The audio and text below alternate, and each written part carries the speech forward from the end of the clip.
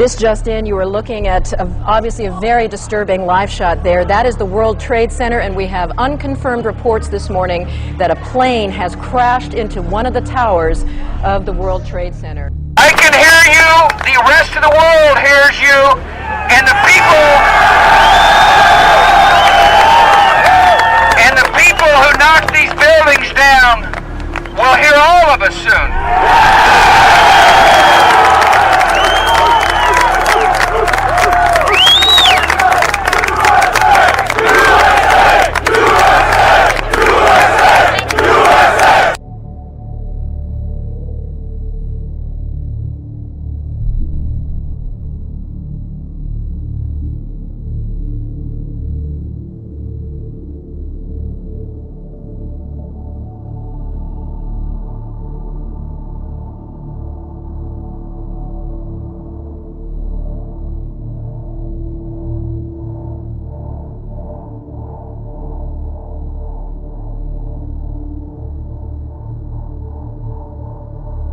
Execution of Saddam Hussein was carried out 10 minutes ago. Again, that is only on Al Hurra television in Iraq at the moment. In terms of the site of where this execution took place, my fellow Americans, major combat operations in Iraq have ended.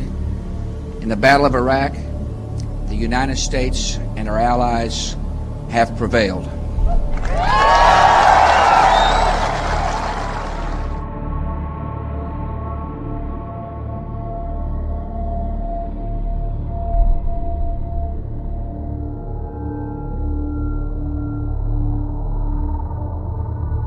As we deal with this, both financial and political emergency that has split the two sides in Washington.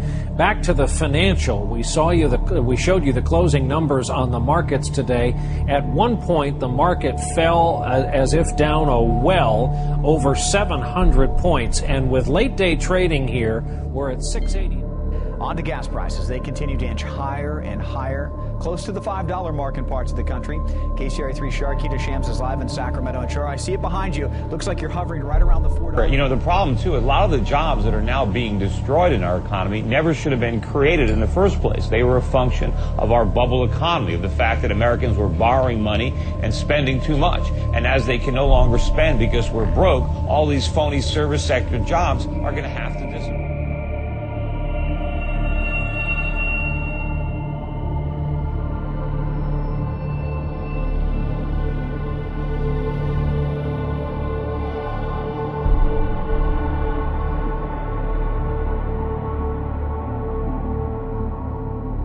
On this Tuesday in February, in states north and south, east and west, what began as a whisper in Springfield has swelled to a chorus of millions calling for change.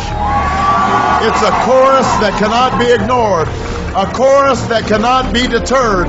This time can be different because this campaign for the presidency of the United States of America is different.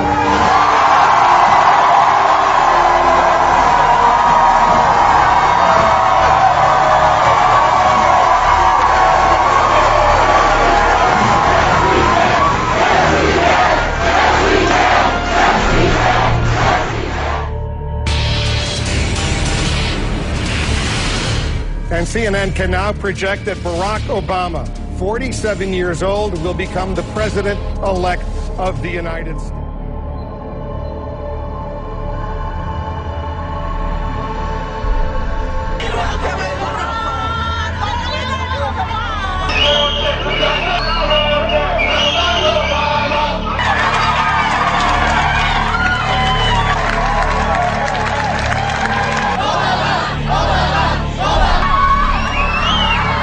The first year of Obama spending was $1.46 trillion. This year we're expected at $1.6 trillion. We have trillion-dollar deficits as far as the eye can see. By their estimates, not Sean Hannity's estimates. None of this includes, which is a separate issue and a separate matter, this recent vote, through all its corruption, the takeover of 1/6 of our economy, which is the healthcare industry. You put all of this in toto, in its entirety, and we are looking at not only the socialization, the the Western European socialist model coming to America.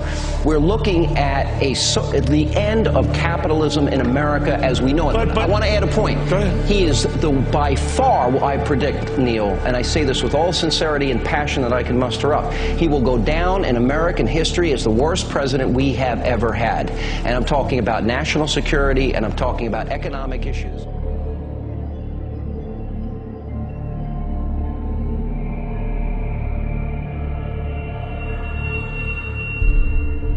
The immediate aftermath, people obviously terrified, dazed, some terribly hurt, many tens of thousands dead or dying. You can't even see the sky because of all the dust in the air. This is CNN Breaking News.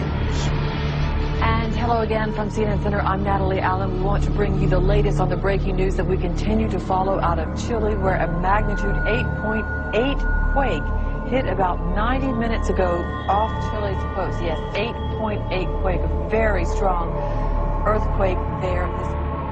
On our broadcast tonight, the big one hits Japan, a massive history-making earthquake, one of the largest ever measured. And it triggers a massive tsunami all the way to the U.S. It's come almost out of nowhere. Swine flu, a potentially global virus which has people panicking from Mexico to Britain, from the US to New Zealand. It's killed more than 100 people, but is the panic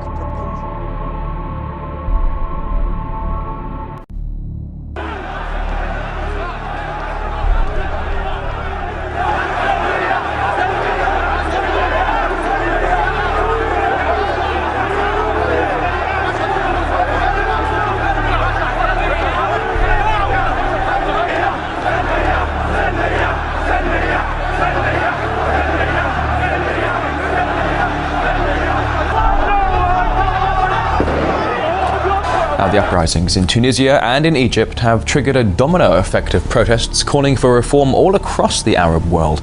In Yemen, riots continued for a fifth day between thousands of pro- and anti-government demonstrators demanding the country's US allied president step down. Tonight, a good chunk of the country is feeling hot under the collar as an intense and what forecasters say will be a prolonged heat wave starts to take a dangerous hold across the middle of the country. By tomorrow at this time, temperatures will soar into the triple digits as far north as Minnesota. And no, this is not par for the course in July. This month, we have seen more than 900 temperatures meet or exceed all-time records. And of course, July is only half over. From Atlanta, NBC's Charles Hadlock begins our coverage. Texas is already in its worst drought in decades, and again this weekend it's broiling in the heat. Today is the 15th day in a row of temperatures at or above 100 degrees in Dallas. Now that intense heat is moving northward into states not accustomed to it. In Minneapolis, with the humidity, it felt like 98.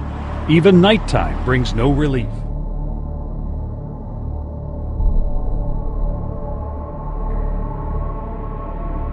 This. The first sign is the knowledge explosion. Daniel 12, the 4th chapter, God said to Daniel, I want you to shut up the book until the time of the end. That's a very important phrase, the end of days. When men shall run to and fro, and there will be a knowledge explosion. From the Garden of Eden until the 20th century, there was no knowledge explosion. In transportation, people rode horses just as David, Julius Caesar, George Washington. And then came the car, the jet, put people on the moon. We are that generation that's having the knowledge explosion. The same thing has happened in communication. From the Garden of Eden to the 20th century, there was no differentiation. Then we came the ability of telegraph, telephone, television, tell a woman. You can reach somebody on an airplane, right, talking to them. And now in the field of medicine, from the Garden of Eden to the 20th century, now with medicine, we've had to redefine death because we can literally keep someone alive on stimulants indefinitely. Okay, so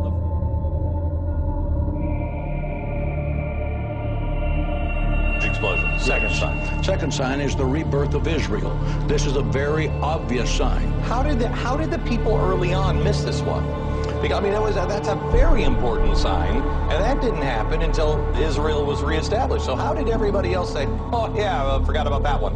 Well, had to do with the time that they were living in and the theological environment in which they were raised. My father, who was a Bible preacher in the middle 40s, made this statement: if the state of Israel is not reborn, we have a reason to believe the Bible is not true. And believe me, for my father, who was a Bible scholar, that was a monumental statement. And the Bible speaks when the disciples came to Jesus and said, give us the signs of the end of time. When will the end of the world be? And I want to say, when we talk about the end of the world, it's the end of the world as we know it. Right. For someone to say that the world is going to end, that's simply not right. Right. The world is going to exist forever. Right, and it becomes 1,000 years of unbelievable peace and everything else. But you've got to, and we'll get into this a little later, you got to go through horrific times to get to that 1,000 years of peace. And I've often thought, when September 11th happened, I thought how quickly we will forget this. Remember how great we were, and we united with everybody else, and it didn't take too long before we forgot. So for us to live this way for 1,000 years, what must it be like to teach us to be humble and remember and respect each other and everything else? It must be an incredible event. We'll get into that later. Yes, we will. That's called the tribulation period. That happens after these 10 signs. The rebirth of Israel, Jesus said in Matthew 24:32 that look at the fig tree, and when it blooms again, you will know that my coming is nigh at hand. Okay, that's Israel. That's Israel.